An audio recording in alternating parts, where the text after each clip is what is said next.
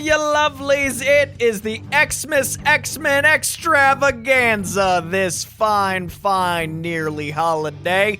It is the holidays. Jake and myself are in the throes of work, toiling away until we can enjoy the merriment that we hope you already have. If you are new to this show, it's a weird first episode, not normally the format we do. I am Coy Jandro, a pop culture aficionado known for all corners of the internet for talking too much. And this is a show wherein I used to talk too much by myself, but then we realized, hey, these first 10 episodes of me monologuing for an hour perhaps are not as entertaining as my narcissism would like it to be. Then, over time, it evolved into Jake and myself, who puts the cast in Coycast, making a dialogue about movies, pop culture, and people.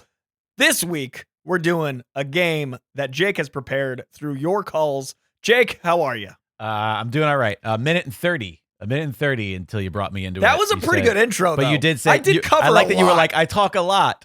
And I was like, oh, man, I have an opinion about this. I have an opinion about this. The irony is that I also can't go a minute and 30 without talking. Yeah, I mean, it's a dialogue. We both have a problem. But did I ever tell you? Honestly, think that was an introduction that summarized all of it in a minute and a half. That's not no, bad. That's 4 years That's pretty good. of That's pretty good. That's yeah. pretty good. Did you tell me what? I hate giving you credit for I know. anything. I just had to beg it out of you. Yeah, I'm pulling but out you Christmas did. merriment. Good job, kid. Thank Good job, Thank kid. you. That's all I ask. Little pat on the back. It's that couple years older, energy like I need. your big brother who you've always wanted his approval. And Please just say the show's good. The first time I ever went, hey, you did good, kid. Yeah. Thanks, Italian uncle. Did I ever tell you about the time that in my podcast producing chaos for Dragon Wagon Radio, I accidentally uploaded an episode of our show to a different show's feed? I have not heard this. I'm excited. I produced a show called Don't Cool the Messenger, all about the Shakespeare authorship mystery. And it's like a historical literary show that talks about lots of historical things, hosted by Steven Sable, who's a delight. But they kind of have a slightly different audience than us. I would imagine. These don't sound parallel. And I once got an email through that show's channel of like, oh, the show this week seems to be these two men yelling over each other. I love that so much. My favorite part about it was that she clearly didn't know that she was writing one of the two men yelling over each other. Oh my God, that's and so I good. wrote, "Oh, I apologize. That is my show that I do with Pop Culture Pun and Alejandro. Also on Dragon Wagon Radio. There was a mix up in the file uploads. Everything should be handled now." And then I said, I apologize. When you leave your target audience. Oh, they said thick accents, too, which I thought was funny. Two guys with thick accents. God, I wish I could find this email. I just love that, like, we have a target demo, and I always wonder, like, what's it like to meet me? Like, it's a thought I have. It's a lot. And what's it like to meet me if you're definitely, like, outside of that world? Right. Like, I am lucky enough to usually encounter like minds to a point in LA. Right. But if I end up in Texas, like, if I, you know what I mean? Like, there are times I'm like, what happens if Nebraska comes a-calling? Do you know how if you run like a marathon along the side of the road, there's like the little stations people hand people little Dixie cups with water? I think wherever you go, there should be a little person next to you with like little Dixie cups, so that like as you're talking to people, that person could be handing whoever you're talking to like a little Dixie cup halfway, and then be like, okay, hang on, okay, all right, back to the marathon. Let me pace myself. Let me handle to the this. Marathon. I thought you were gonna say they were like full of meth. You were just like amping up other people to keep up with my. No, I am meth. Yes. You're giving them some to keep up with me. Hey, Coy Jandro. Hey! It's our Xmas X-Men Extravaganza. Hype. So, today we're going to be doing something fun. We've done this a few other times. I have asked the Coycast listeners to attempt to exercise the X-Men expert. Love it. Because I'm a sucker for alliterations. And X's. And so, I have gotten a slew of X-Men trivia. Yes. From a variety of listeners, and if they can properly stump you, then they get entered into a drawing to win a Coycast hoodie. Yes, and they're nice, brand new, cozy for the holidays. It is a cozy. We're both wearing sweaters of very different ilks, but it is a very cozy season right now. On top of that, we've got some hotline calls. Yes, that we're gonna take, and we have some potential news at the end of the show that I haven't even told Coy about. But I think it's a thing we've chatted about in the past. I think I'm going to pull a trigger on in the new year. So Coy doesn't even know, but we'll end it there. Okay. So we asked the listeners for questions about X-Men comics and or movies, because there's too many animated shows that none of us have seen. the scope of let's There's keep it to the mediums that are already so 70 years. A lot of X-Men animated. I will say it's a wide variety, but I think broadly speaking, these people are very cruel to you. Everybody's like, I want that hoodie. Oh, all right. I think in the past, there was a gentleness. People have been like, this is probably a thing he knows. And I will say, we did Spider-Man. Yes. We did MCU. Yes. Both of those things you thoroughly impressed me. Thank you. I feel like those are my strengths. I don't think you're going to impress me today. All right, I'm ready. There might be one or two in here where I'll give you the big brother pat on the shoulder. Yeah, I might need it. It sounds like. Yeah. But this is going to be. Be afraid. This is going to be an odd one. Do you want to just get started? I'm immediately distracted. Before we get into it, because you got two of my favorite books on top. Oh. Okay. Let's get into this because I was sent a fucking lovely little holiday gift package. Yeah. From singer of Deep August. Oh, Deep August Zone. I forgot the character's name. Vinny, what's his name again? Oh, I just know Duger. I know the real band. I know. Shit. What's the character's name? Oh, it's so good. Vinny. It's because Duger and Doug, they're already he's already got an alias. I want to say Vinny Boombats, but that's not it. Something in that Italian Vincent vein. Anyway, Duger 13, Doug Chiarello sent me a little package. Okay, I saw the top two. Now that you brought them closer, I see it is all gold. I have a Department of Truth volume. These are all trades. Volume 1. My favorite new comics in Saga. Very excited to get into that. Like that, because that's something I don't know anything about it. I don't even know the premise. I don't know the genre. I don't know anything about it. All I know is that you and other people have spoken so highly about it. 20 years ago or 15 years ago, Saga changed oh my God, comic medium. This is the first thing since Saga to do that. And that gives nothing away, but it's that kind of zeitgeist shift. Yes. Excited.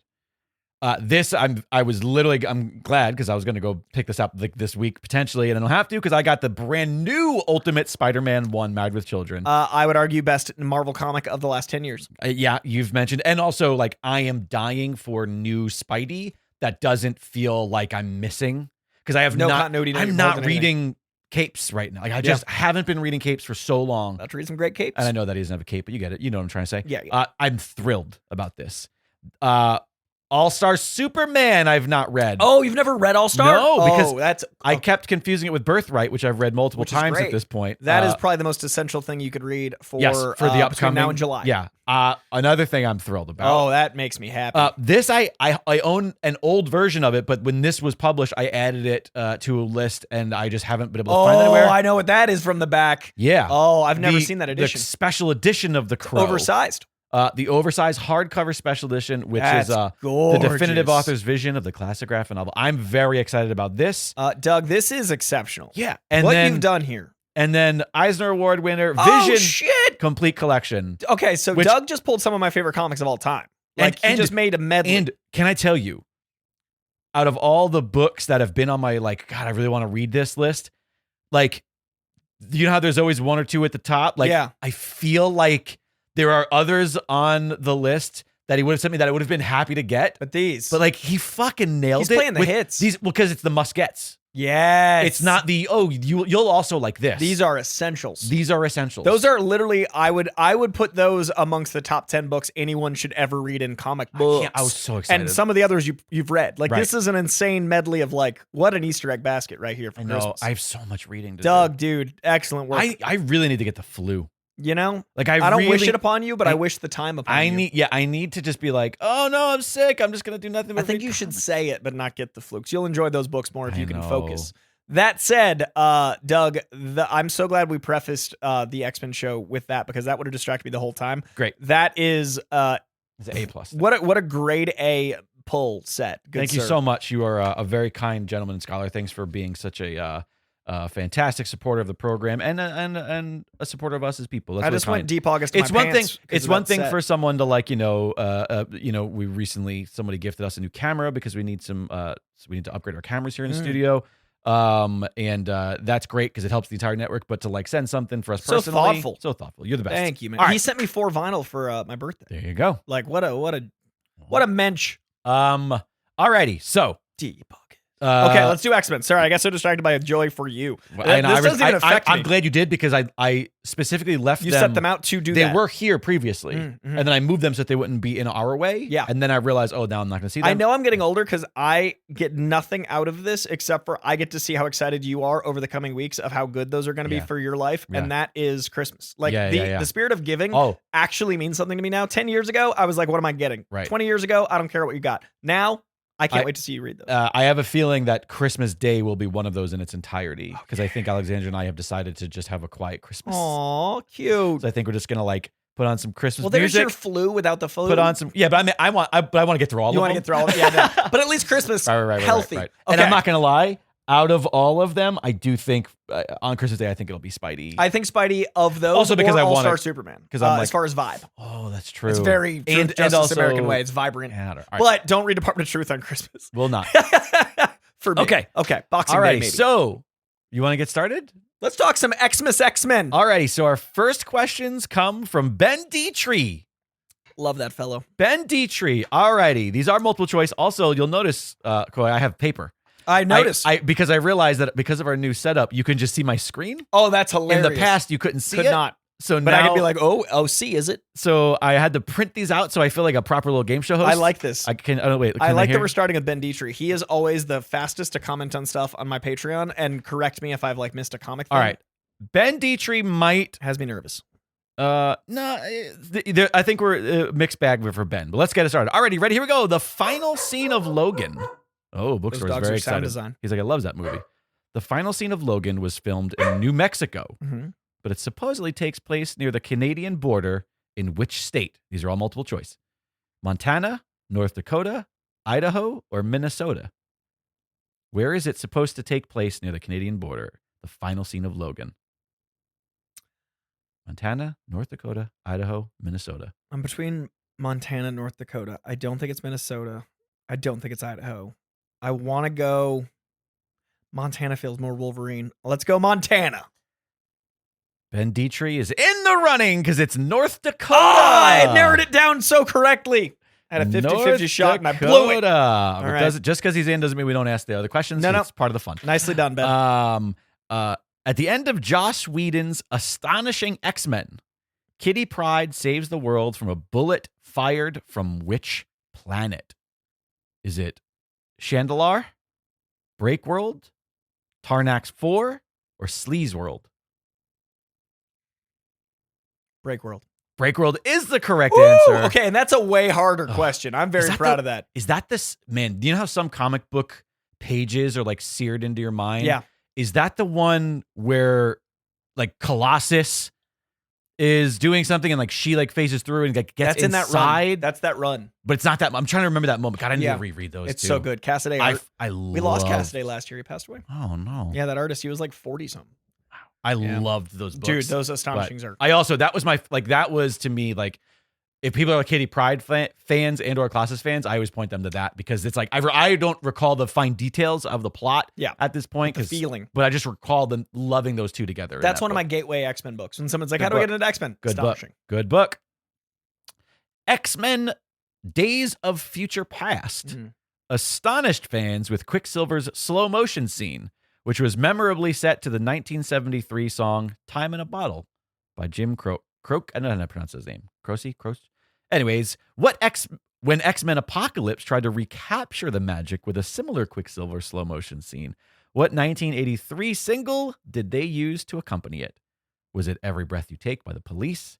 Was it Beat It by Michael Jackson? Was it Maniac by Michael Cimbello? Or was it Sweet Dreams by the Eurythmics? Sweet Dreams. Sweet Dreams by the Eurythmics is correct. With conviction. This is one of my Those are great alts, by the way, because I almost fell for two of them. Yeah. I think that the Days of Future Past scene is my biggest love-hate scene in all of X-Men.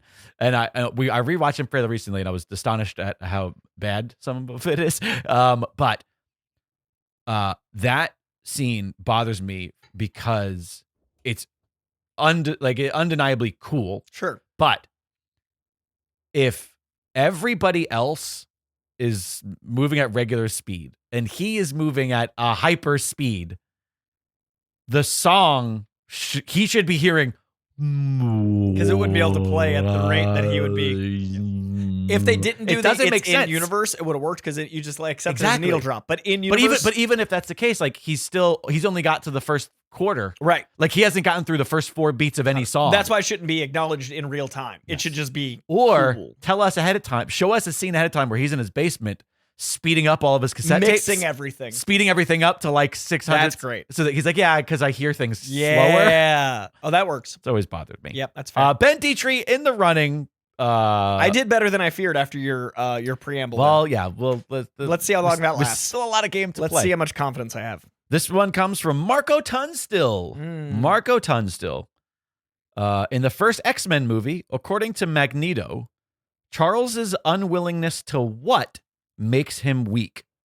His unwillingness to take risks, make sacrifices, fight back, or let go. Make sacrifices. Make sacrifices is correct. Yes. And also go ass to mouth. It really holds him back. And frankly, that's what Magneto wanted the whole time. I really wish they explored a little bit more of that in Days of Future Past. That's what the helmet metaphor was really about. In X2, all movie questions from Marco. Okay. What does Nightcrawler say can help a person survive when talking to Storm? Love, trust, faith, or hope? Faith. Yeah, that to me was kind of a if you know the character, you know it. Yeah, but the movie doesn't always use the characters right. That's so true. It could have been kind of a softball. In X2, also in X2, while on a field trip, how does Storm reprimand her student Artie after he sticks his forked tongue out at a girl who did it to him first? Does she say, "Stop it"? Do her eyes turn threateningly white? Does she shake her head at him? Or does she say, "Not here"? Eyes white. Marco Tunstill is in the running. Oh, what does she do? She says, "Not here." Good job, Marco. The alts were believable. That was nicely done. Marco, you're gonna have to share that hoodie with me, bud. That's a go to Marco. I'm proud of you. Well, only because I added that. Did you? The one that fooled you, I added. Oh, no. Well, that's because credit to Marco. His were all things that she said. Yeah. And I thought that it was a little bit too, I was like, this is not. Because then I could have processed There's no variety. The visual is what threw me because I can picture it because it happens. That was the only one that I added. Oh, that's hilarious. Sometimes I do tweak these. I never tweak the actual question, but the answers. Intent or its answer, but sometimes I tweak some of the stuff. So Marco, I get the right sleeve of that hoodie. You guys share. If you win it. Alrighty, this next one comes from a listener, incredibly handsome gentleman in Los Angeles, California, named Jake Lloyd Bacon. Oh. Is he going to be sharing the hoodie with Jake Lloyd Bacon, the host? Who would win in a rap battle between Colossus and Nightcrawler? I think both their accents would be very interesting in its musicality. I think Colossus is a poet, so he'd be a better linguist, but I think Kurt has a lot more passion because he's a man of faith, so he'd have a lot of that Creed-esque power. I am going to give it, at the end of the day, to the one known for their artistry, though. I'm going to go Colossus. That is correct. Yes! But for the wrong reasons. Oh. It's because nothing rhymes with Bamf. I'm sure Eminem would find something like his orange slant rhymes. Alrighty, there's still a lot more trivia to come, but all right. You want to take a hotline call? Let's do it. I like this. We'll mix it up, this X-Men. So, I can let my brain rest. That was stressful. Let's throw to the hotline. Coy, how do people call the hotline? They call 818-794-0722, a number that I won't forget again, 818-794-0722. They can also send voice memos to contact@coycast.com. Hey, Coy. Hey, Jake. This is Ben from Altadena. And, I saw the news today that Coy is going to be on the DC Studios showcase. And so congrats to Coy. That's really cool. And so it made me think of a question in the spirit of both DC Comics and in the spirit of Coycast. Which X-Men would you choose to host a podcast on DC Comics, and which for each X-Men that you choose, which characters or movies or comics would they be most excited to talk about first? Thanks, guys, and have a great week. I love X-Men talking about Yes. DC, because in comics, Right. often there are references to the other universe as if it's a fictional universe. Absolutely. Like in Yes. Spider-Man, They have Aunt May being Superman like, "You're comics. not Superman." Yes, Exactly. exactly. Those moments. Great question. This is fantastic. I think the obvious one is wait. first. I think before we even answer this question, Yes. we're going to put a pin in it Okay. because something happened for the first time ever. We wrote a comic. No, that A baseball-based that X-Men was comic. very surprising. Okay. And listen to this other hotline call. Oh, Hello, Coy producer Jake. This is Jared from Louisiana. Jared. It's been a while since I hit the hotline up. Kind of overdue in my opinion. But I got a question. Here it goes. If you could pick 3 to 5 MCU characters, them having their own podcast, which 3 to 5 would you choose? Also, congratulations, Coy, on the recent news of your involvement with DC. And stay sweaty. Thanks for listening. Jared with the remix to the other question. Are we you got- guys conspiring against me? Two very similar questions. Very similar, but very diametrically different in how we'd respond. Sure, but so first I want to say that this was amazing. When I heard these, I was It's like, never wait, what? happened. All right, because this is the X-Men Extravaganza. Yes. We're gonna answer both questions, but we're gonna keep it X-Men. We're gonna Okay. keep Jared's X-Men. Okay. And so what we're gonna do is we'll answer Ben's first of which X-Men Yeah. would be best to have a podcast about the DCU. Yes. And then which X-Men's podcast would you just want to listen to about like anything and everything? Okay. Like who has the the Mark Maron Yeah. but What let's we're keep it vibing X-Men to. instead of MCU. Sorry, Okay. we're gonna alter your thing, Jared, because this is the X-Men. That is so funny, though. Yes. Also, so the first one I'm going to start with, and because I would What was your actually, obvious? Cyclops would be so excited to talk about Superman. Oh, okay. Yes, that's true. He would be his hero. Would he have I picture him being a co-host that is very excited for the Superman movie. right? And he's all about the altruism. He's all about his leadership qualities. He wants someone that's truth, justice, the American way. And he's got this goodness in his heart. But that also brings out the darkness in Cyclops. This is my concern. Does he accidentally come off like a real douchebag? Oh, where he's yeah. constantly like, yeah, the best part about this, best part about Superman number fucking 653 when he's blah, blah, blah, is that like he has the option to this, but instead when he catches the meteor, it kind of reminds me of when we were fighting Magneto on I the Brooklyn really felt Bridge. like what I had to do was right. 100%. And I feel like that's most right. people hosting. So Okay. yes, that is exactly what happens. Right on. I want that for him. I could see Bobby Okay. hosting a podcast called In Defense of Frost. I'm sorry, In Defense of Freeze is what I meant to say. Okay.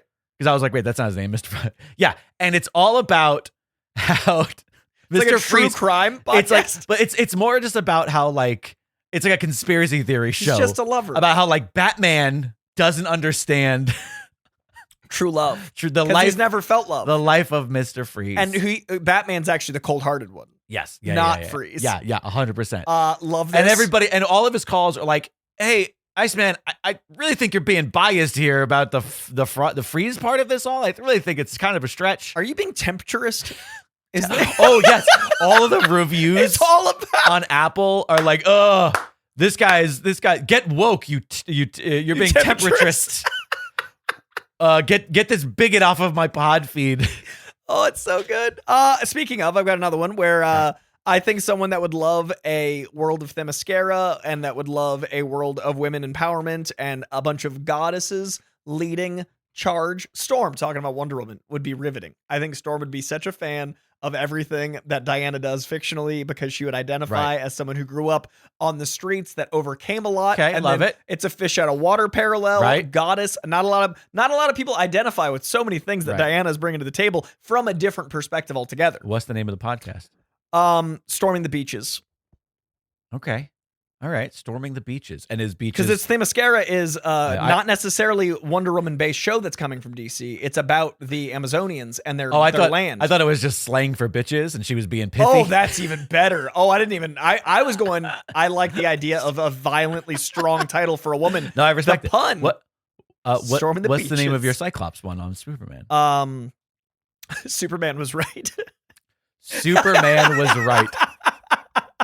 love it. But Okay. Cyclops is on all the art. Like Right. it's like Cyclops Right. bigger than Superman, but it's like Superman was right, but he's like so chest out, like Right. a live field drawing of Cyclops next.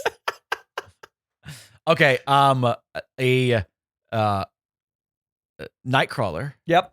has this a very like what's the documentarian's name? Werner Herzog. Yes. Like it's very Travel doc. It's See, no, Bamfs. yeah, but let me no, that's not where I'm going with Okay.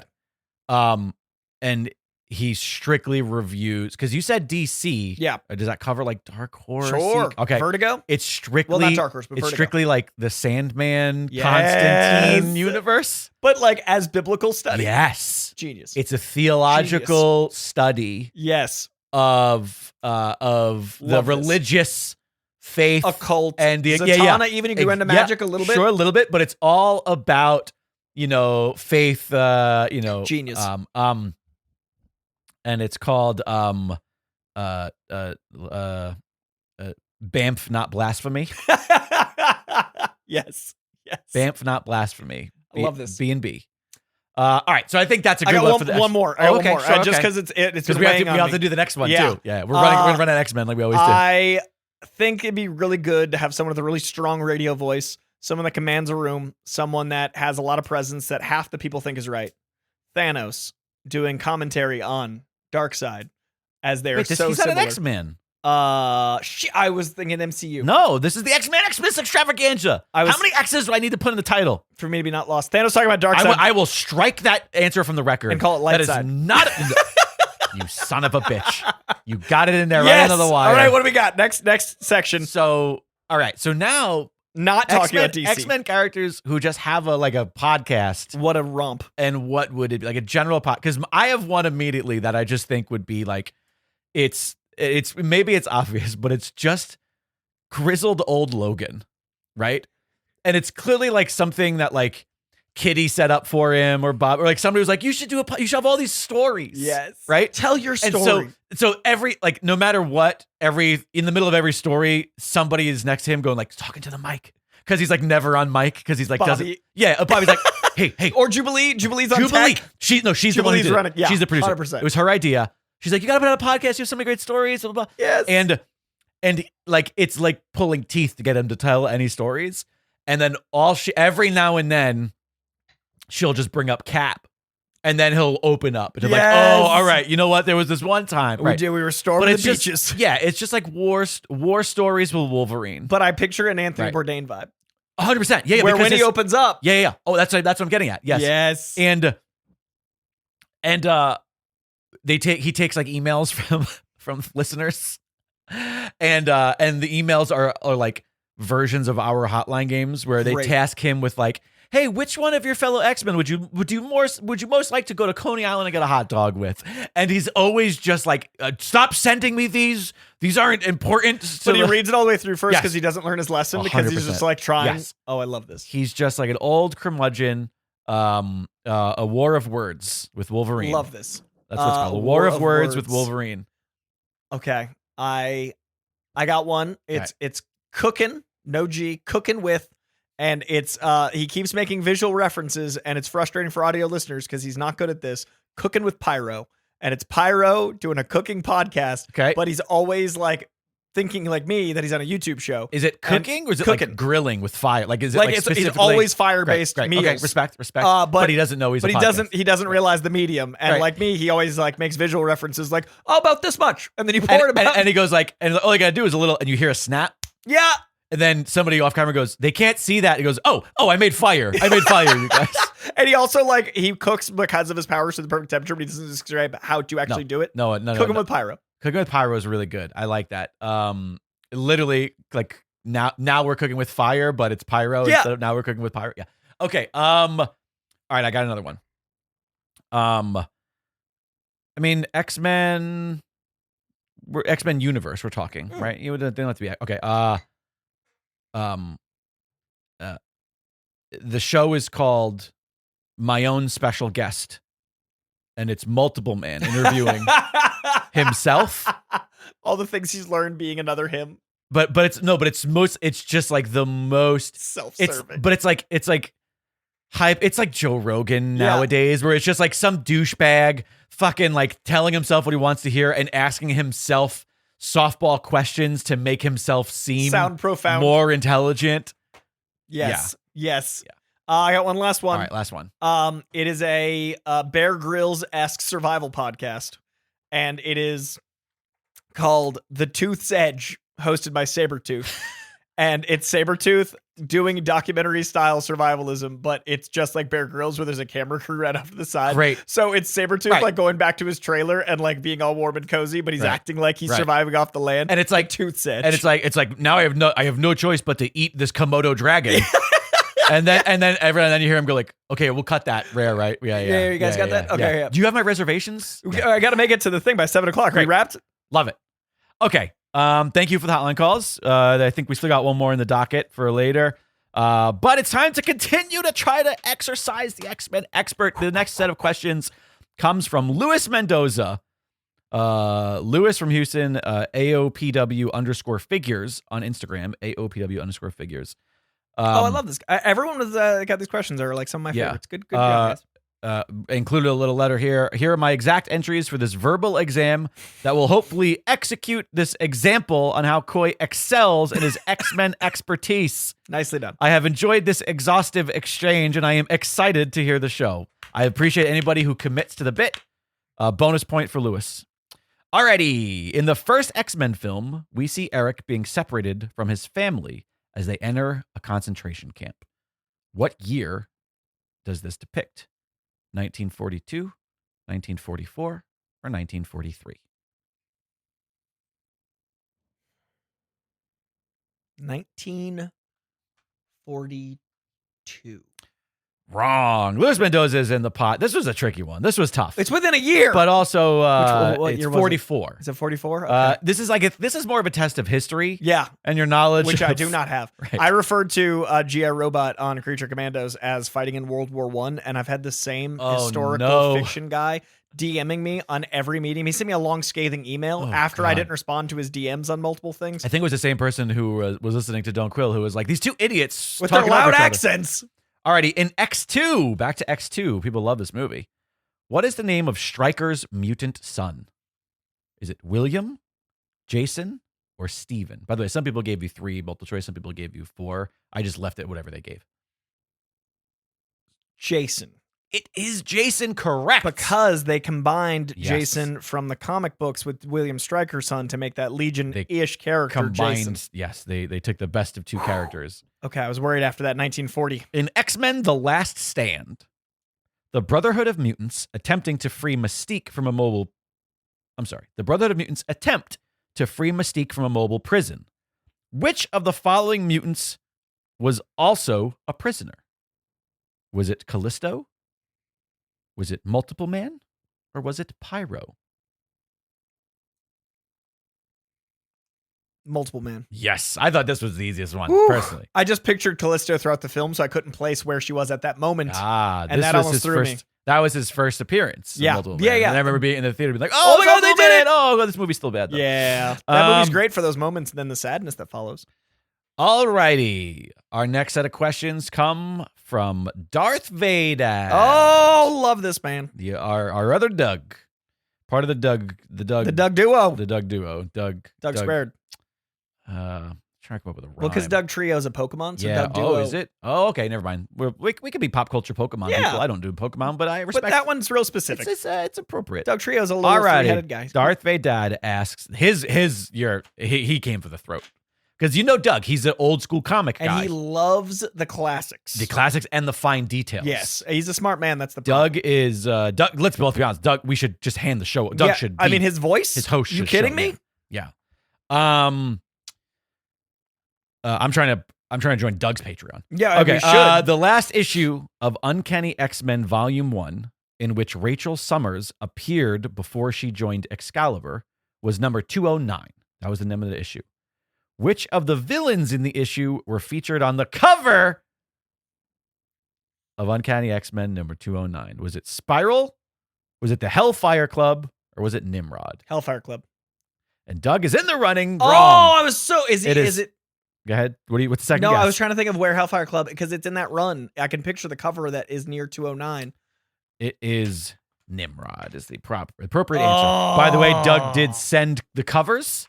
Damn it, Doug. So I can show them to what a you gent. after the fact. But there is an X within 6 issues of 209. There is a Hellfire cover, and I can picture it. So that's what's vexing me. Let's see. Where's the 209? I don't want to spoil you with the other. There we go. There's the 209. Oh, it's such a good cover. Colossus. John Romita Jr. Look at that beauty. Yeah. Colossus and Nimrod. That's yeah.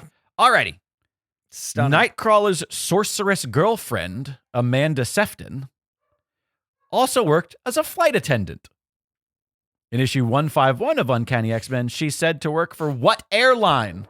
Douglas! Transworld Airlines, British Airways, or American Airlines? Transworld. Correct! Correct. He writes, the airline is also mentioned at the beginning of a Marvel team-up, number 89, the first comic he owned that featured Nightcrawler. I can actually picture the side of the plane, which is insane, considering this is literally issue 151 and they're on issue like 780 now. That was a deep pull. And here's the cover of that issue. Yes. Oh, I love that cover. I thought they should make this cover a poster for if they ever did a Kitty Pryde movie. Yeah. Like that feels so iconically like how you'd frame, like, who's this new character? I love on the cover, by the way, win a Columbia 10-speed racer. As big as the fucking title. Details inside. It's such a big top banner. Alrighty, the final question from Darth. In issue 201 of Uncanny X-Men, he dipped to the Uncanny well twice, all within 8 issues of one another. So he clearly has a very specific... Loves that era. Yeah. Once again, 201 of Uncanny. Cyclops and Storm have a duel to determine who should lead the X-Men. Mm-hmm. Despite having no powers at the time, Storm wins by snatching Scott's visor. Mm-hmm. Who penciled this issue? Was it John Byrne? Was it Rick Leonardi? Or was it John Romita Jr.? 95% sure John Romita Jr. because he's the cover, but it might have been Rick Leonardi because he was doing work on it at the time. I don't believe it was John Byrne because the hair would be different in my mind's eye.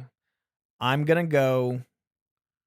John Romita Jr. was on forever because he was a 300, he was still on it. But Leonardi has similar line work and he would have been a fill-in penciler at the time. Oh. I'm going to go Leonardi because I feel like if it was John Romita Jr., no, I'm going to go John Romita Jr. John Romita Jr. Confirmed. JR. Your final answer? JR. Final answer. Should have went with your first instinct. No, it was Rick Leonardi. It was Rick Leonardi. Oh. And by the way, kind of a little trick question here. He added some context that Leonardi was simply a guest penciler. That's what I said. And John Romita Jr. was the regular penciler who did both 200 and 202. Yes, he did. And the cover to 201. I'm 90% sure. This one is... There it is. Oh, no, it's Leonardi all day. I see it clear as day. God damn. Leonardi's work is much more squared. Yes. He at this point in time, he's so much more modern. Yeah. Than Romita Jr. Yeah. Cedar is. Dude, that is okay. That's so funny because I knew the run and I knew he was a guest. I just didn't think that issue he guested. That's nice work. Man, you got me. Great work, Darth. In the running. Alrighty. Leonardi's responsible for Spider-Man 2099's design. That makes sense because that's kind of everything is jagged. Yeah. He's a very which I dig. It's a really cool design. I had a really cool talk with him at a con. He was like didn't have a line at his booth for the first time. He had lines all weekend, and I was like, oh, I gotta go talk to Rick Leonardi. Holy shit! I like ran over when I saw there was no line, and we talked about how he likes adding edges around characters in the future to make it so visually there's a part of you that sees that the future's not written yet. And then the guys, Lord and Miller, took that and added that to all of their line work around Miguel. So if you look at Miguel, he's always got shifting. And they see that the same way as your future isn't written. Beautiful. What a detail. Fucking beautiful. And so Leonardi put that in his line work. God, I love that.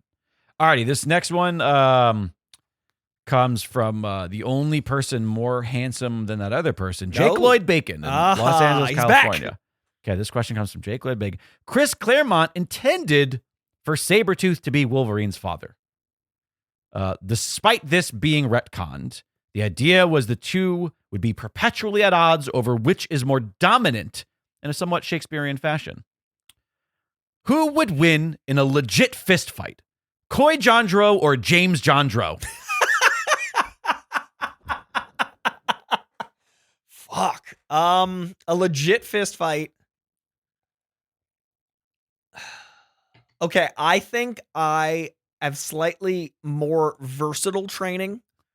I have done a dabbling in boxing and a dabbling in mixed martial arts. I think, however, my dad has a more versatile life and bandwidth. I think my dad at one point.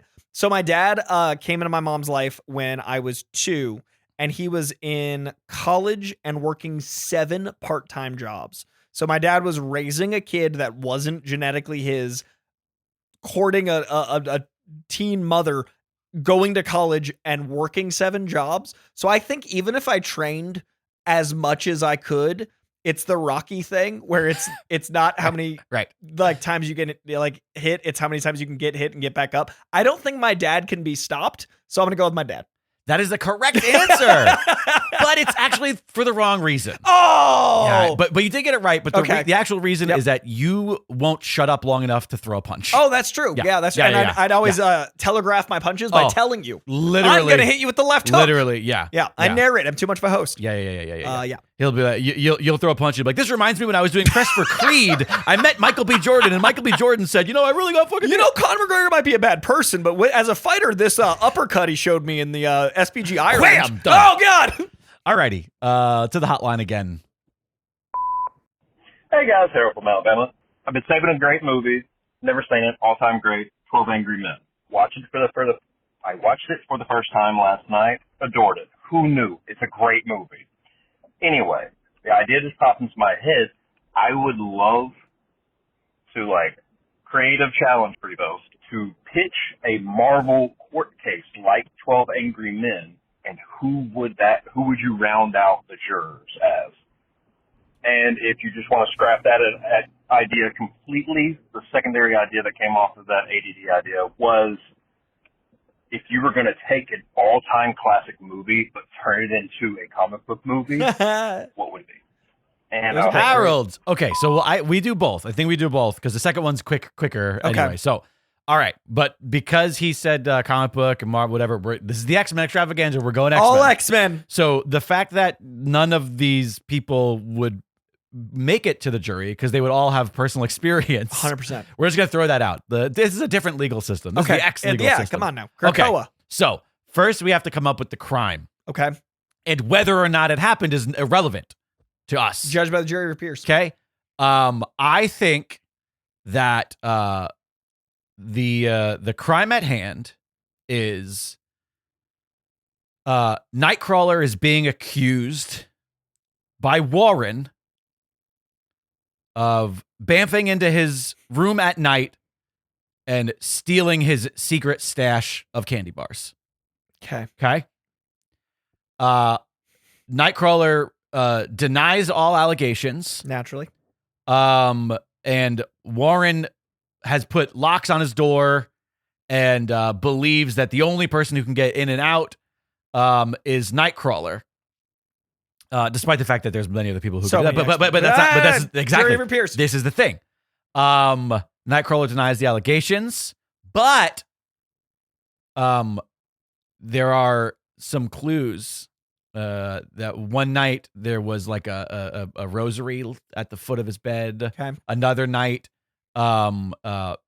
he woke up to see a poof of purple smoke. And right before he noticed, and a slight smell of sulfur. Like there are signs that point, but no, there is no eyewitness. There's nothing. Azazel. That is the case at hand. Okay. All right. So who is your judge first off? Judge. There's nothing like a mother's guilt. I'm gonna go Mystique. Mystique is the judge? Judging. Wait, she can't judge her, but that's too close, don't you believe? Family, because she's never gonna put her kid. That's true. That wouldn't be fair. But we can't have someone that sides with either. Oh, can I have somebody who has a good relationship with both? Yes. And Pietro, Cyclops. Oh, I said Pietro. You whatever did. the fuck. I was like, what do you? Well, they all have some name that's Pieter. Scott Summers? No, Colossus. I'm going Colossus. Oh, that's what I meant. Yeah. I like that. He does have a good relationship with both. Right? Yeah, I like. Okay, and he is neutral and just generally. Yes. Okay, Cyclops. So he's our judge. He's our judge. Who are our Who are our jurors now? Our judges, in the ironclad. in the spirit of 12 Angry Men, which, by the way, I'm assuming you watched the one with Tony Danza. God, it's one of the greatest shows of all time. So I'm glad that you finally watched. This is one of those things where it's like people go like, "Hey, did you know that this is amazing? Did you know that Citizen Kane's a pretty good movie?" Yeah, People should talk about it more. have you ever read this Shakespeare guy? Okay, so in the style of 12 Angry Men, one of them thinks he's innocent. Yes. And everybody else is like, yeah, it's clearly Nightcrawler. Yeah. So who should we start with? With the innocent, the defense? No, I think we should go the other way. Oh, and then we decide who was the one. Then, yeah. So let's spit this out. 12 X-Men. Yeah, well, 11, right? Isn't it 12? Oh, no, 13. 13 jurors, right? So 12. 12 angry ones, one Yes. believer. Wait, Okay. is that how juries work? There's 13 people on a jury. It has to be an odd number. Yeah, it has to be an odd number. Yeah, right. I hate that I'm second guessing myself about that right now because we're on air. If we were off air, I would know exactly 13, how many jurors obviously, there are. 13. All right. So we need let's go. 12. All right, so right off the bat, Obviously, I think like, Cyclops. What a man of integrity. I mean, listen, we've got Psych. I think we've got, but Psych, again, these are all people who are like, yeah, fucking. Did it. Yeah. Psych, I think Bobby. Yep. I think Jubilee, Yep. who maybe is like, oh. Gambit just wants to go back. Gambit, Rogue is with him too. Yep, right? naturally. And just wants to be done with it. Rogue, Jean. I think Jean might believe in like, and her abilities would make it null and void. Oh yeah, Jean can't Can't be have on a it. psychic Jean can't on be there. on it. Yeah. You're right. I'm sorry. No Jean.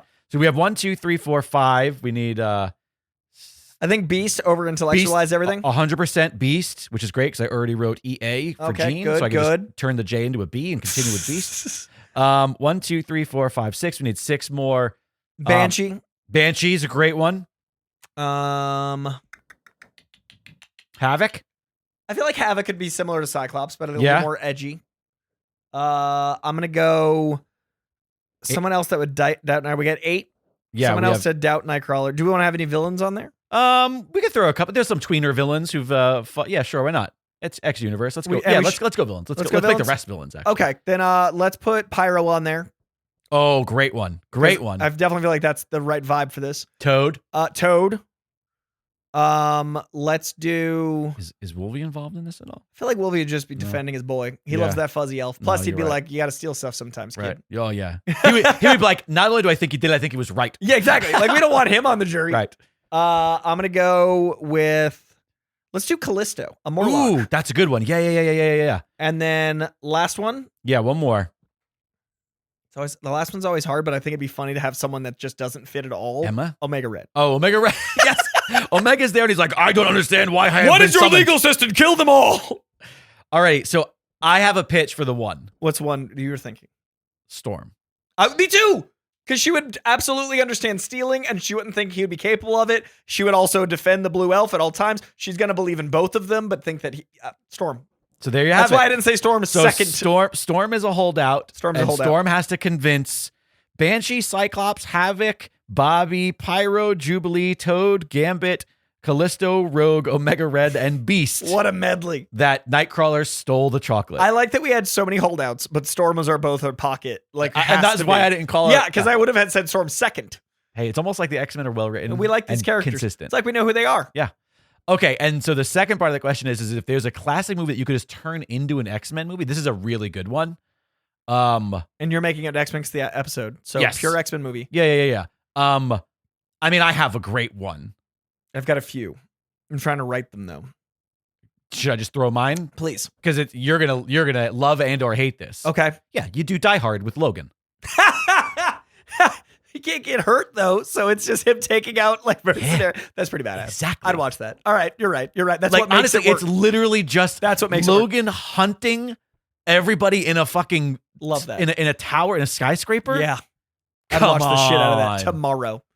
I'm gonna go with Ocean's 11, but it's all of the X-Men having to steal something from the Savage Land. Great. Underdog, Great. That's Savage great. Land theft. And they each have like their own little task. quirky thing, right? That's great. And honestly, like most of the plot still works. Yeah. Who are Pitt and Clooney? I mean, I think Pitt has to. I mean, I think Clooney has to be Cyclops. Mm-hmm. But I think Pitt is the fun one because he's like the more He's not rebellious quite Wolverine, though. Oh, but Gambit. Great. Come on, Great. Pitt's energy in those Great. movies. In fact, Gambit. he would have been a great Gambit. Would have been an 20 incredible years ago. Gambit 20 years. And the era of Oceans, he's playing Gambit. Yeah, that's great. Perfect. All right, Toad is Casey Affleck. Wolverine, Scott Kane. Yes. Scotty Conn. 100%. Holy shit. 100%. There it is. All right. And they're the two demolition ones. All right. You know what? I was going to have us do more War of this, Machine is Don Cheadle. that was too good. We'll move on. I love that. Alrighty. Back to the I was like looking at what's next. I have a whole sheet. Okay, back to our final questions to see who else can exercise the X-Men expert. Our next questions come from Masked Llama. What a delight. What a delight. Which X-Men villain had their debut in Iron Fist 14 before becoming part of the X-Men lore during Mutant Massacre? Great question. Was it Mr. Sinister, Sabretooth, Callisto, or Plague? Oh, I'm between Mr. Sinister and I'm sorry. I just want you to know that all of the like comic story ones that people asked you, and when I was typing this out and printing, this is the only one that was like, I know this answer. Really? It's the only one I knew. I think it's Sabretooth, but I'm between Mr. Sinister and Sabretooth. I'm going to go with my first instinct of Sabretooth. That is correct. Yes! Because he wasn't introduced even as a villain. He was just some like cool-looking murderer. character. Well, he was like Jack the Ripper. Yes, that's right. I want to say his do name remember that. might have even been the Slicer or Something the like- Ripper. Yeah. Or I what was remember it? that now. It was like, something like kind of. But Mr. Sinister feels like he could be 100%. Danny Randish because of like 100%. corporate shit. But yeah, Sabretooth. it was indeed Sabretooth. Well Hell done, Coy. yeah. In Marvel 616, the mutant-hating character Bastion is currently dead. I like that. Only comic book fans would use the word currently. And label which universe. Who is credited with killing him? Is it Zorn, Wolverine, Maggot, or Havoc? Zorn. Zorn is the correct answer. Yes. By the way, the real one, which is the brother of fake Zorn. Yes. For clarification, which was given to us by Mass Llama. Thank you so much. Zorn Llama. in New X-Men, the Grant Morrison stuff, being Magneto was such a great twist. It actually, like, I put the comic down and went, Right. oh, like I Whoa. remember like stepping away, Right. like, yes. You're 2 for 2 against Mass Llama. Mass Llama's last chance to get one over on you. And I think he might do it with this one. Arena Clayton is a member of Xavier's Institute who has 3 additional mouths on her neck as her mutant power. Kinky. What name is she better known by? Is it Munchie, Tongue Lash, Quartet, or Choir? Choir. Choir is correct. Ooh, you Yes! clean sweep Mass Llama. Woo! Oh, Mass Llama gets clean sweeped. Man, By the that way, was hard. I don't know, Mass Llama, if you came up with all of those or if those are other Great characters. names. I want to say tongue lash with the, like, whatever the affectation is over the O. This is only for you, Mass Llama, because I know you listen to the Pro Wrestling Palskis. Tongue lash sounds like a retribution name for her. So good All job of those on that names were so close that it threw me, but Right. Choir vaguely I remember because that's such a weird character design. Alrighty, our final set of questions to see if we can exercise the X-Men expert comes from Gilbert Short, who further wants to examine the eccentric X-Men expert and extrapolate the extent of his X-knowledge. Gilbert Short, exceptional I love people, work. I love people who are engaging in the bit. Excellent. Alrighty, Gilbert says, former Brotherhood of Evil Mutants member Jason Wingard, a.k.a. the First Mastermind, has 3 daughters. What are their names? Are they Megan, Martinique, and Winona, Regan, Martinique, and Winona, Megan, Regan, and Martinique, or Megan, Regan, and Winona? This is so cruel. Megan? Do you need to? Do you want me just to give you all of the names he provided and you pick the 3? Because that's kind of what he's done here. Yeah. Okay. All of the names that there are potentials are Megan, Martinique, Winona, Regan. Megan, Regan, Winona. Is that your final answer? Yes.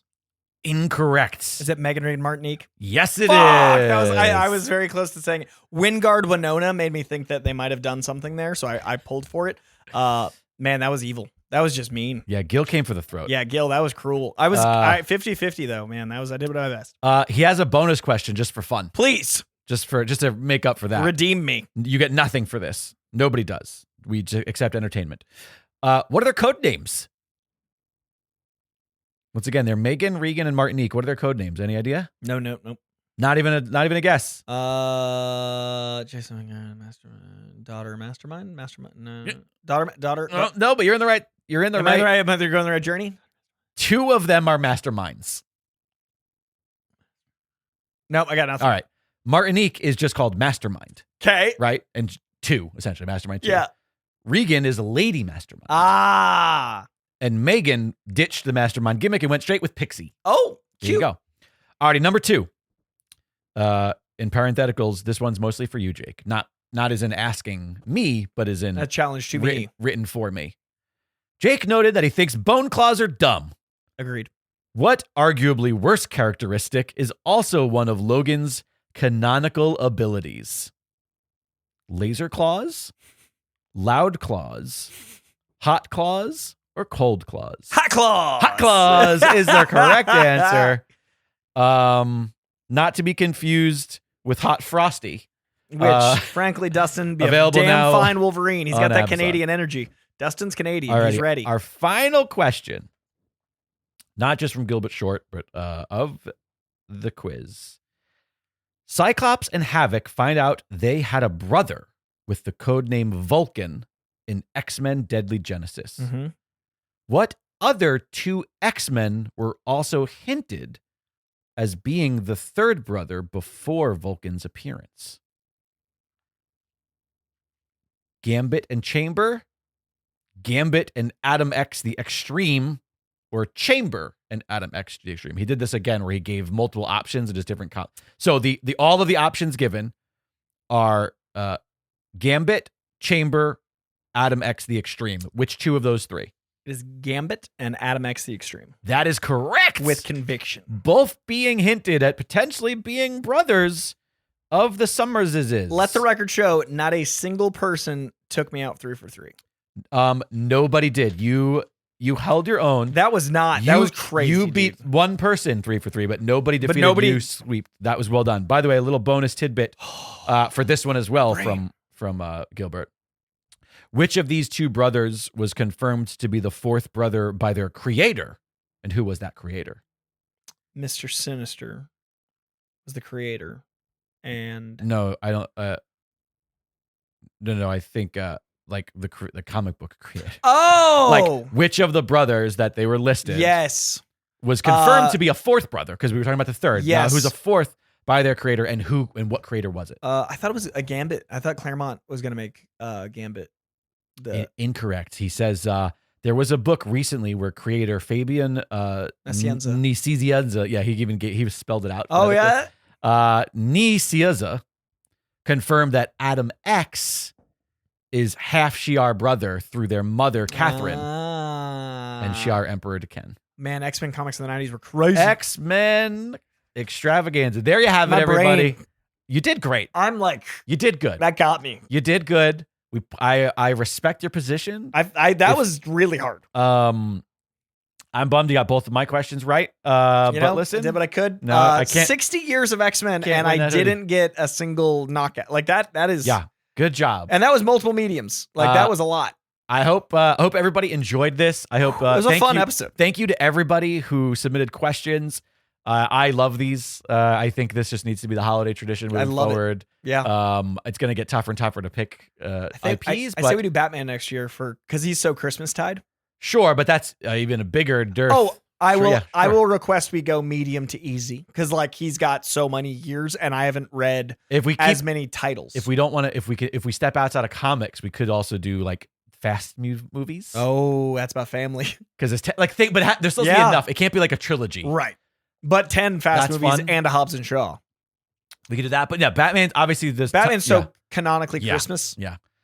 This has been great. Thank you guys once again so much. Thanks to those of you who called the hotline. Once again, give them the hotline info. 818-794-0722. That's 818-794-0722. Or you can send contact@koicast.com, voice memos, emails, etc.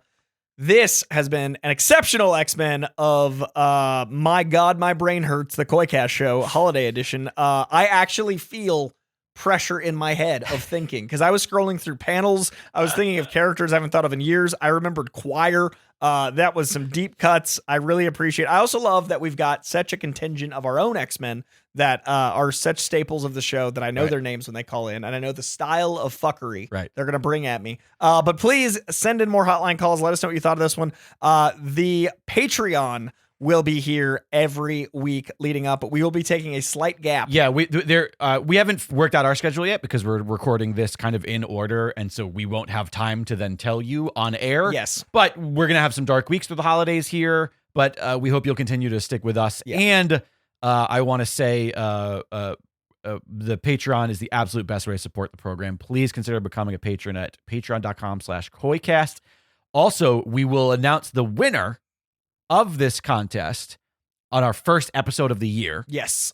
Which is going to be slightly delayed. That one I know is slightly delayed. There might be some Patreon gaps, but I know for a fact we're going to be, because there's multiple weeks. It won't be. Oh, it won't.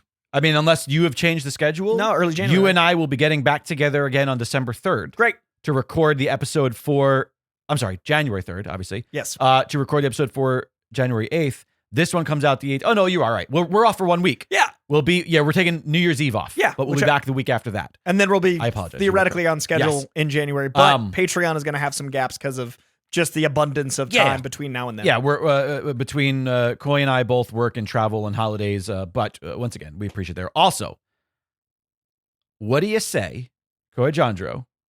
I know that we tend to record beginning of the day, like midday, and the next time we record will be on a weekday. Yes. So I don't know necessarily that there will be a wellspring of availability, but what do you say we do that live via YouTube live stream? Oh, that'd be fun. Still in the feed for the pod listeners. Yeah. Come to Wednesday. This is our Letterboxd episode. Yes. And what do you say moving forward, all of our recordings are live via YouTube? In. Boom. Is that the thing? In 2025. I didn't know it. I started creating all the live stream assets. Yes. We're going to do this kind of the way that I do Palski's with Scott, which we will open up. It's going to be loose. There's not going to be a big ton of structure. It's just a little fun bonus thing that we're going to do. Great. Which is when we sit down to record our regular episodes, we're going to go ahead and throw it up. It will be available to everybody, but the live streams will be linked to on the Patreon page. Great. So that's where you will find the links. So you got to go to patreon.com/Koicast. That's where you will find the live stream links. From there, you can then be in the live chat and interact with us as we're recording our episodes. Love it. That sounds awesome. I'm in. I see a camera. Now I understand why. Yeah. Sitting here pointed at me, but off. So I think in the new year, we're going to introduce a little live elements. And, listen, this is going to be low frills. Lower your expectations. Yeah, don't think a lot of anything. It's just us on a wall. It's, listen. We're adding a thing. We're not reinventing the wheel. Yeah. It's still just an audio podcast. Yeah, just with cameers. But I think that'll be a fun way to. And I love the Letterboxd episode. So what a fun kickoff. Yeah, I mean, you and I love it. That's what matters. We do. And we'll tune in for the most boring episode of the year. We're going to kick off with dozens of viewers for the episode that we like. That's why I'm saving picking the winner for this until that. That way we force people to listen. Yeah, do you want to know if you won? Tune into the episode we like. Punish people. We get 2 episodes a year for us, and they're coming up soon. We'll be back next time, early January, for the Letterboxd Spectacular, recounting our 2024 stats. I know myself will be watching a ton over the next week because I need rest and recovery, and I do that with movies. And I know Jake has been very busy, so he's excited to watch stuff as well. So we're going to see where our stats lie come January. I have a feeling, I don't know if I talked about it on air since, was our last episode? No, it wasn't Thanksgiving, was it? God, time is just ever changing. I don't know when we are. Well, I don't know if I mentioned, but I think I spoke to you on air about how I was trepidatious about buying the 4K Lord of the Rings Yeah, trilogy. we talked about that. Oh, we talked about how Alexandra got it for me? I saw it on Discord. Free Discord, by the way. Oh, there it is. Yeah. I saw it in the Discord. I was real happy. So I'm like, ooh, to me, that's so Christmassy. I don't know why, even though it came out over Christmas. I think it's just because like fantasy in general, I feel is Christmassy. Like the idea of fantastical lands. It's family. So I don't know that I have the time for it. It's a lot. Unless you want to watch only that. With Alexandra and I, we like the idea of being like, hey, how about we set aside a day in the next 3 weeks to just binge all the extendeds from morning to night. That's dope. So I might do that, which always throws your letterbox stats off. Crazy. Yeah, because they're all going to be, every one of them is a 5-star movie. Yep. And all of my, at the end of the year, just whoop. it's just like, oh, here's 20 people who are all only 5-star rated for the year. Listen, we do what we can. We'll find out. Letterboxd will be the first episode back. As we said, we appreciate you guys understanding the gaps for the holiday. I know I'm going to be running around getting work done all the next week and then trying to take a break. And I know Jake and I both have family to see and stuff, so we appreciate it. You guys are our patron family. Thank you for understanding. We will have at least one more episode before we take a break, but we're not sure quite how many when it's coming back. But by the time we film the January one, we'll have a plan for how things will be. We will be back to normal the week of the 6th. Okay, and that's that will be when everything will be back to where it was. Okay, so stay tuned for that. And Patreon, as he said, is the best way to support the show. It's how this is possible. You can also check out koicast.com for shirts, for mugs, for sweatshirts. If you've got family members, phone cases. By the way, recently added the latest Samsung and iPhone phone cases. Ooh. Thanks to those in the Discord who shouted out, "Hey, I have a Samsung S24 and it only goes to S23. Fixed it." Listen, there's a lot of upkeep. I'm doing it all by myself, and sometimes I just forget that stuff like that happens. Phones have come out. So those are available if you have a brand new iPhone. I think they're 16 now. If you have an iPhone 16 or an S23 Samsung, you can get a phone case featuring our dumb faces or our silly logo, as well as other Dragon Wagon stuff is on there. Yeah, lots of cool stuff in the shop. And if you ever get anything in the shop, tag us on socials. We'll share it. I really want to share the word out because we see bootlegs. We want to see the real ones. It still makes my day. But yeah, please check out koicast.com for everything you need. Check out the Patreon for all the bonus stuff. Lots and lots of episodes of Patreon. Like literally thousands of reviews over at Patreon for that show, and you get access to all of it in history and the episodes going forward as long as you're a patron. You can be a gift horse and get entered into the raffle to get swag that is worth more than the cost of your monthly subscription. It is the gift that keeps on giving, and you're entered into the raffle to pick what we watch that month, in which next year is the year of catching up on those. I've actually pulled the DVDs that I've gotten physical copies of and sat them next to my TV. So I'm like, that's coming. So all that is coming very, very soon. But most of all of the business aside, you guys have been amazing for the 4 years we've been doing this show. We started the show of February 2020, the best time to start anything. And frankly, the fact that we are approaching year 5 of KoiCast. This show has been around longer than most people's school career. I almost got held back. It was almost a 5-year sentence, but it was only 4. You guys have been here for longer than a bachelor's degree. You guys have been here for the age of a toddler. We're all 5 together, half a decade in February. Thank you. And I really hope you in particular, you listening, whoever you are, hope you have a good holiday because you deserve it, because you have great taste.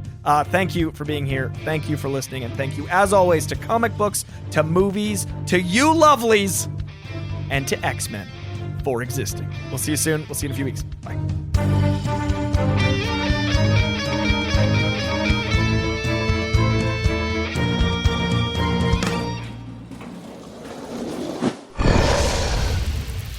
It's Dragon Wagon.